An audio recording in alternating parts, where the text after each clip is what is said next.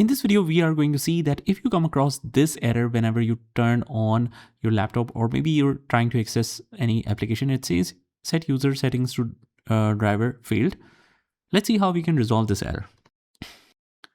First of all, just go to the start menu and right here, task manager, open that up.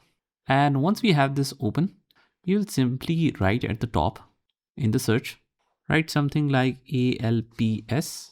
So one will look like this, ALPS pointing device. You just right click on that and you click on the end task, and the next one is app message forward. Since you use the search menu, you will find it right below that.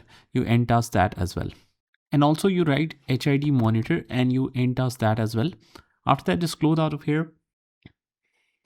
You go through the file explorer, click on this PC, go to the C drive, click on the program files, and there you will find this folder A.2K. You just right click on this and delete that. Actually, let's hold the shift key and delete that permanently, so we don't have to clear it from the recycle bin.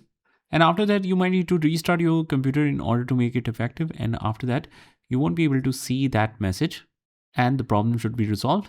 So I hope you found this video helpful, and if you did, hit the like button and subscribe to our channel, and I will see you in the next one.